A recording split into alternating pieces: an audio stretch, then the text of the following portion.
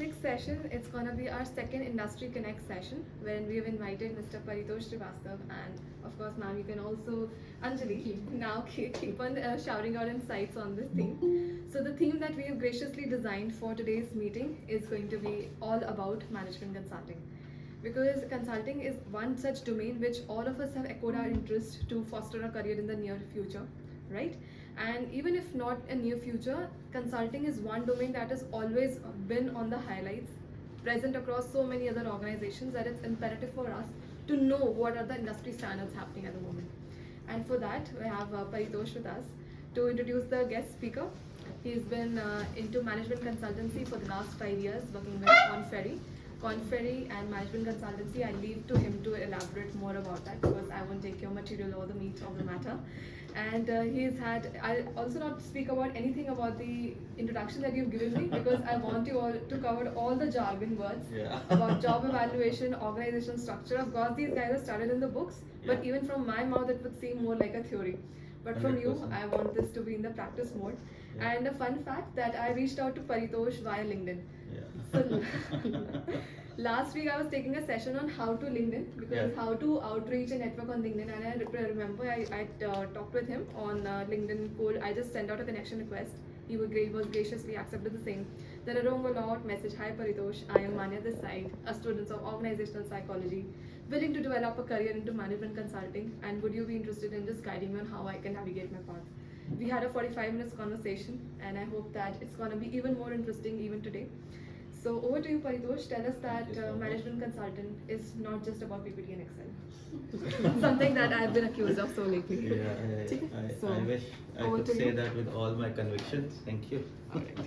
So before we begin, I just wanted to note down some of the questions that you have just top of your mind that I can probably address during this session. Like if you look at this session, what are some top of the mind questions that you have that maybe you would want me to cover as part of the session? Of course, I have some slides and they do cover what I think is appropriate, but would love to hear from you as well.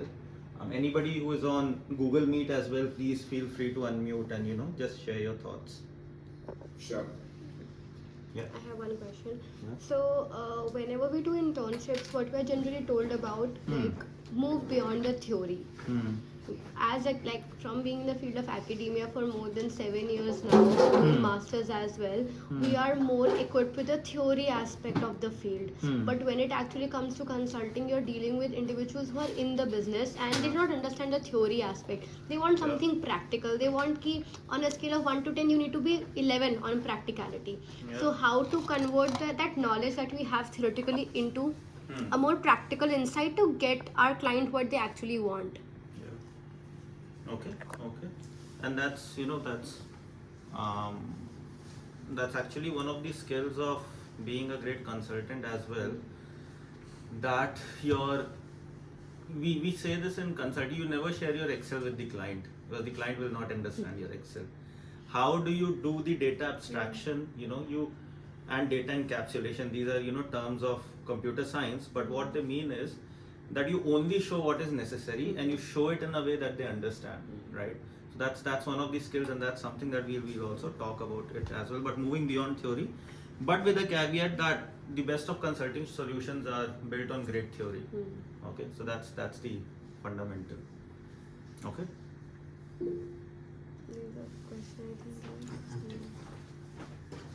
Anybody else? Other thoughts? I have a question. Yeah. Yeah, so am I audible clearly? Yeah, very clear. Yeah, so the question is like generally we see there's a trend that MBAs are the people who get into consulting easier, like easily as compared to any other people coming from different educational backgrounds. Yeah. So like is it just possible for MBAs to get into good consulting firms or there are other ways to get into consulting as well? Great. And what is your background, if I may ask? So I currently I did economics honors from Delhi University and I cleared PFA level 2. Oh wow, great. Okay, I'll come to this question as well. MBA versus non-MBA again. At times I wonder what we MBAs know at all. But anyway, that's a good question, and I'll cover that one. Okay, my question is like we as a psychology students Hmm. are studying organizational behavior. Hmm. We have an add-on comparatively to MBA peoples as Hmm. we understand the human aspect when it comes to the corporate level or the organization level. Yeah. Now, I would like to know, like, according to your experience, how much psychology is actually applied in this area? Okay. And do they get accepted as well Yeah. or not? Okay. Psychology. So again, we'll discuss it, but my very quick 2 cents are, and that's why you're here as well, that see, an MBA will also study OB. Okay, they'll study it for 2 semesters, OB1, OB2, and maybe a third semester OB3 if they're specializing in HR. OB1 is self, OB2 is others, as a group, what group think, how it evolves, and OB3 is organizational level.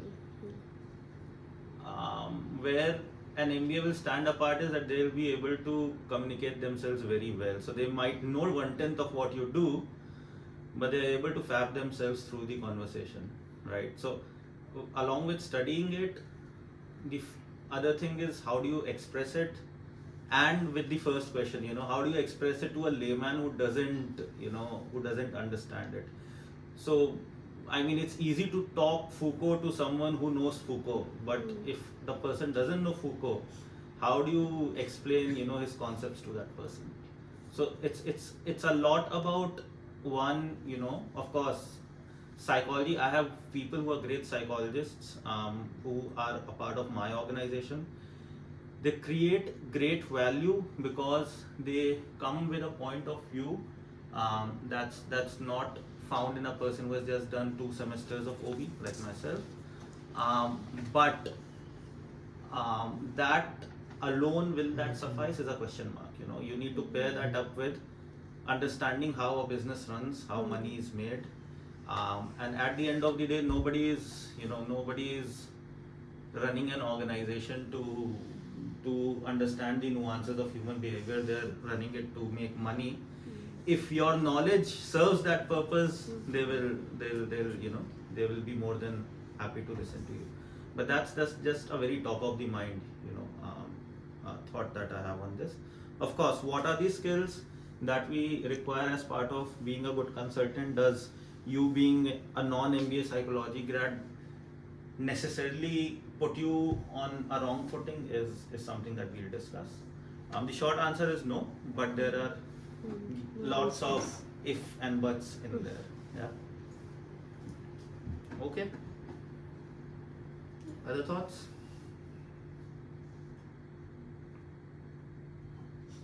Nothing? I think we will get to it once Yeah? we get Okay, more information cool. around. Sure. So I'll just give a very quick introduction about myself and what I do, and then I have a detailed slide around it, which is not so quick, but I think that will be a good insight into why I'm saying certain things that I'm saying, because every person is a product of of their context, and that will help you realize and understand my context better. So I am a consultant, a senior consultant with Korn Ferry. Korn Ferry as an organization does two things. One, it searches CXOs for the organization. So it's a headhunting organization. So what we do is, if a company is saying that my CFO is retiring, I want a new one, we'll go out, we'll in the market, and we'll find a new one for them. So for that, that part of the work is a high network job. Why?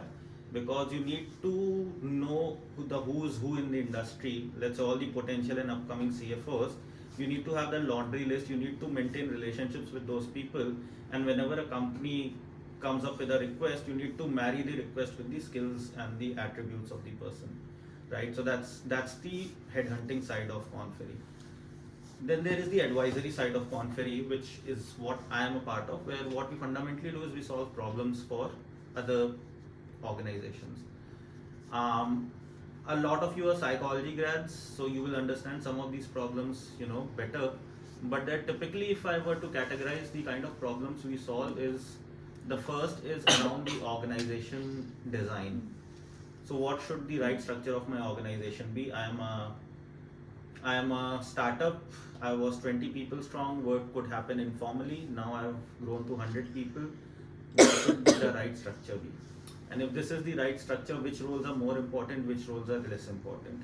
I would typically, if there's a more important role, I would want to pay that role higher than the market so that that person doesn't leave, because if that person leaves, every day that role is vacant, it will cost me millions, versus a role which is not important for me, where I might just pay median of the market and not, or maybe not even the median of the market, because if that person leaves, I'll give a training manual to another person. In 5 days he'll be ready to do that job, right? So that's on the organization side of it, which is the defining the structures, looking at roles, evaluating the roles. That's in a very nutshell what job evaluation also is. It's putting roles on a relative hierarchy. The second domain that we solve is called total rewards, which means what should the salary scale of the organization be? How do we incentivize people in the short term, annual bonus? How do we incentivize people in the long term? Do we give shares? Do we give ESOPs? What are all of these are jargons, and MBAs love jargons. But it's about defining the salary structure of the organization and going beyond just rewards, which is the typical salary structure, to what we call total rewards, which is basically the overall experience that an employee gets. So which is rewards, which is recognition, the kind of recognition mechanisms you have, the kind of well-being, policies you have, and likewise. And the third is what we call talent management, where what we basically help organizations do is help them understand who is the right talent for them. If this is the right talent, the ideal definition of my talent, out of my current pool of employees, how do they stack against this definition? So that's your assessments, which a lot of you, the psychometric assessments, which you would be, some of you will be well versed with. And then the third is, okay, these are my top people. Now, how do I develop them so that they can be ready to take on bigger responsibilities? So that's leadership development. A lot of place where, people who have a background in psychology make a lot of difference is helping people understand what the assessment means and then helping them develop. Because leadership development, when you are at a CXO level, you already have the technical skills. We are talking about the leadership skills. And a lot of these leadership skills are mindsets, beliefs that fundamentally need to be challenged. And that's where the human psyche kicks in, and that's where organization psychology, comes in. But that's about my organization, and that will give you a view of what is the nature of job that my organization does. I'll just begin with myself very quickly. This is not so quick introduction, but this is an introduction framework that my organization uses, and I really like it. The quote that you see on the left is by Bertrand Russell, and it says, "Those who live nobly, even if in their day they live obscurely, need not fear that they will have lived in vain." And this is, in a way, encapsulates my approach towards life, which is, if you are doing the right thing, you might not get the right reward immediately, but you will give it eventually. You will get it eventually. And that's what you'll see a lot of this in the theme of the way you approach your careers as well. That fundamentally we are greedy creatures. We need too much too soon. And you would realize in life, a lot of times life will say, okay, you'll get it, but not in 1 year, not in 2 years, not in 3 years, maybe 5 years. So a lot of times life is a lot about digging down, holding yourself until you reach the right moment. So that's what I've learned about life, and I'm only 30 years old, so I think I have a lot of learning ahead of myself, but that's my enlightenment as of today. If I look at, about myself from a relational perspective, I was born into a family of teachers and the eldest child in my family. So the eldest child is always the project. I found love at 16, married her at 28. She's sitting here. and she's also one of the reasons why I am a great consultant, and I'll come to that, why I say that. I'll come to that. And I like to read and write. I have been rejected across all major writing competitions. So at times I'm contemplating if I should write this line or not, but at least my wife likes what I write, so that's okay. I'm sorry about the font. I think this the font is a bit out of place, but if I look from physical aspects, 30 years male Indian, I used to be rather thin, but I have gained weight in tandem with my love for good food and new cuisines. In consulting, you do travel, I wouldn't say quite a bit because there are different kinds of consulting, but you travel your fair share. You get exposed to new cuisines and you gain weight in the process. I like to play cricket and badminton once in a while. If the societal norms from that perspective, if I introduce myself, I'm a BTech Mechanical Engineering. I'm an MBA HR from XLRI Jamshedpur. Traveled in all the 4 directions for work as well as studies. So I am from Gorakhpur, which is your northeast in a way. Then I came to the west where which is Delhi, where I did my undergrad. Then I went to east where I did my post-grad, Jamshedpur, Jharkhand. Then I went opposite to west, Mumbai. I did my first job. Bangalore, I did my second job, and now I'm here. So I've traveled my fair share. Senior consultant KF.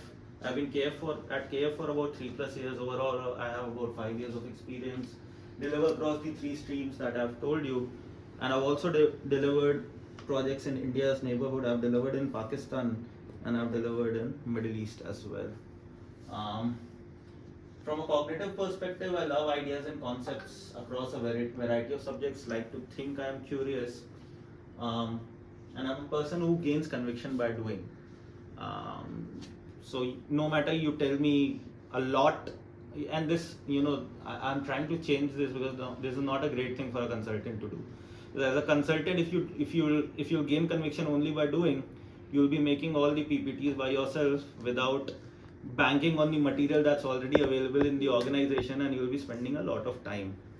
But this, an interesting example that I would give here is when I was in MBA and I was a fresher, I had no work experience, and I had people who had work experience.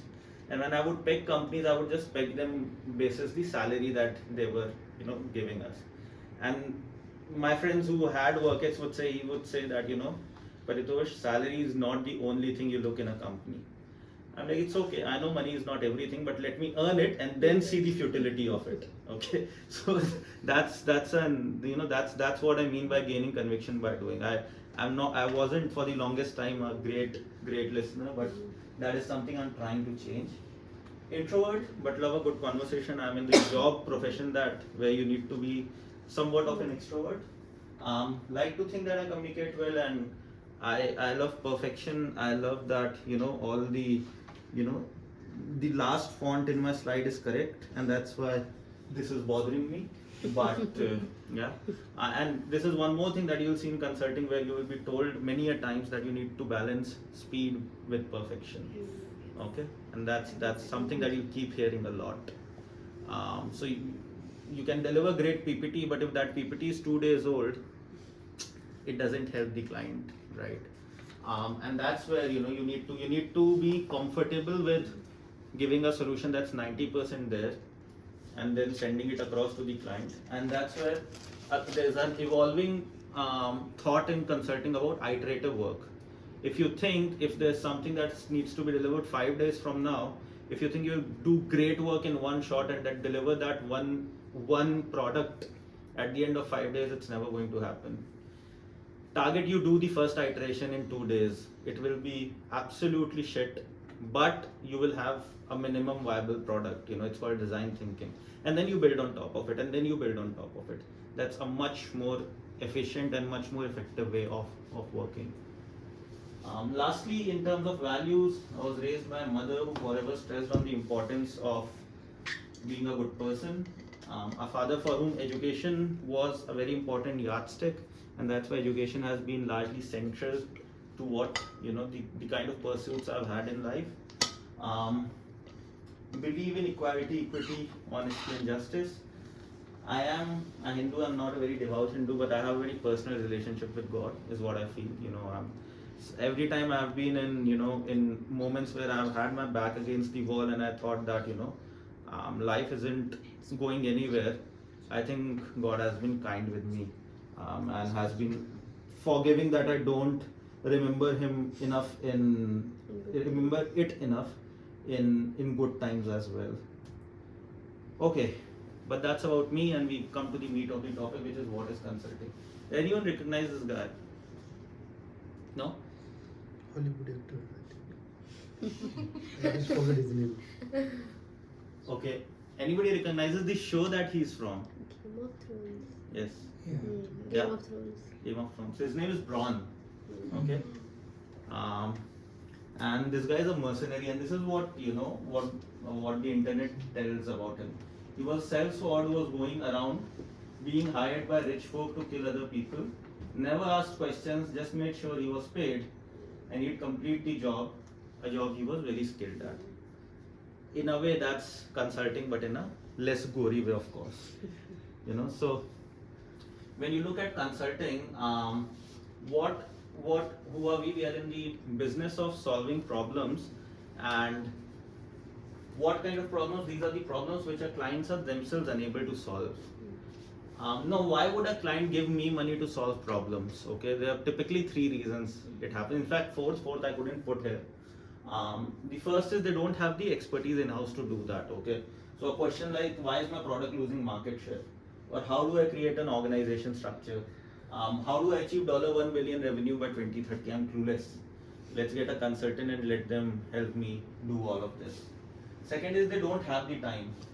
Okay, I know I need to implement Salesforce, but how can I quickly implement it, right? How can I create a sales incentive plan in 15 days? I don't have the time, okay? And the last one, which is not visible here, is they don't have the data to do it, which is, I don't know what the market pays for a role.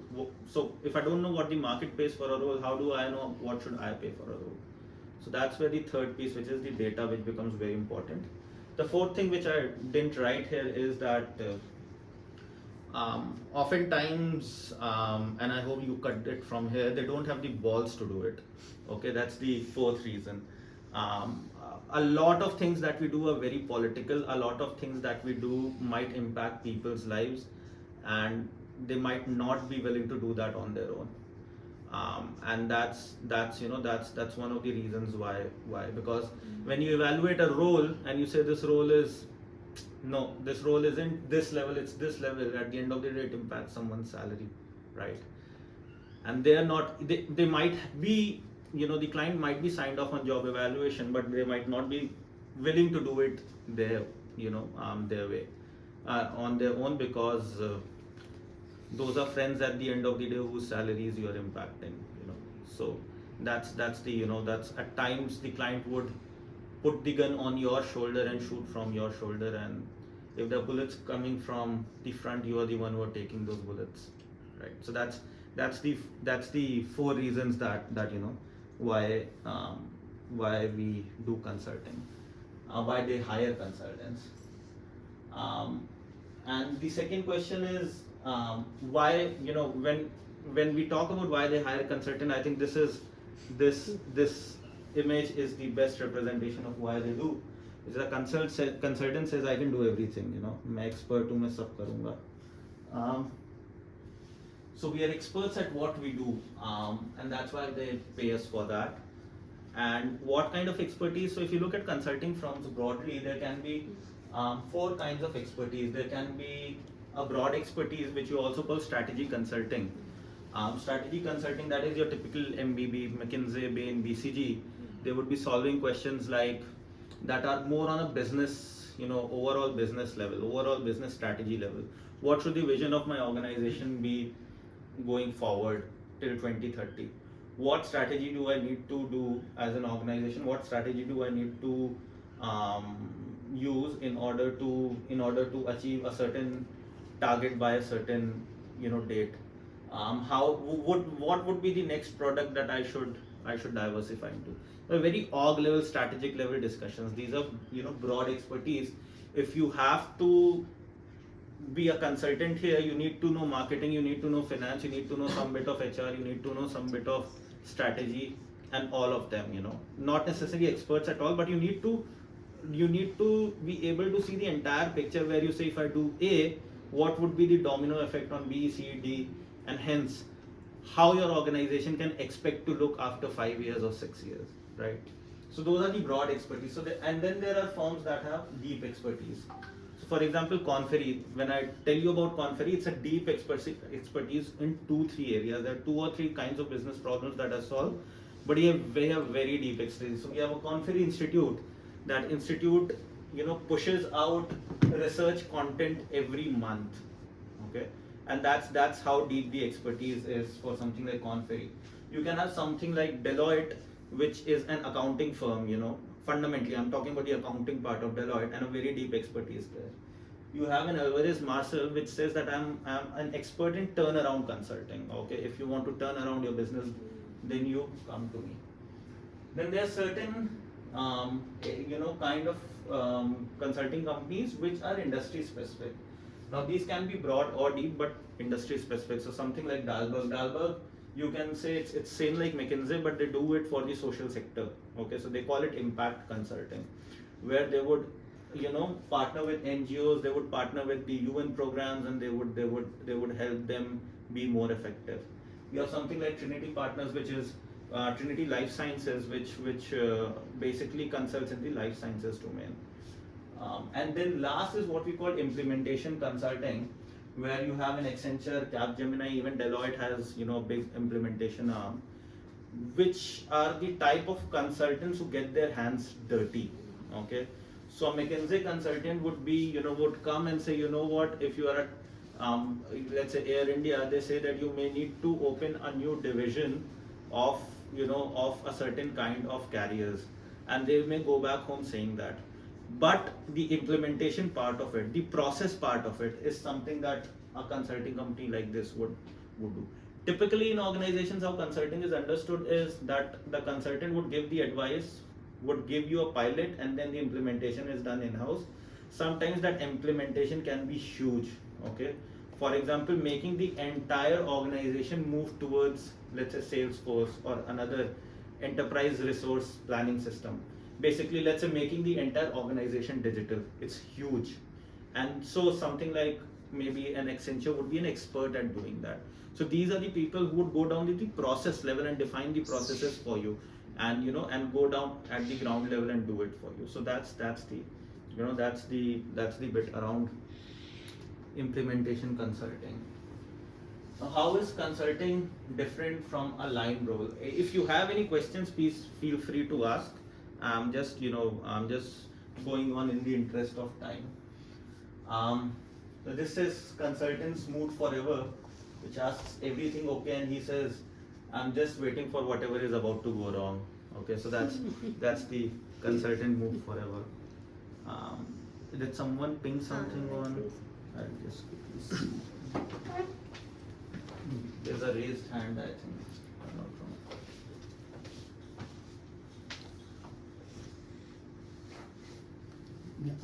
Ankit, yeah. Do you have any question? Go on. Very well explained, Paritosh. At the moment, I do not have a question, but Yeki, the slides are not. Can just check that as well. Give me a minute to do that. The slides are not coming on. That's what you're saying. Is your screen share where? I think we should do the display setting. We should go full screen. Let's try.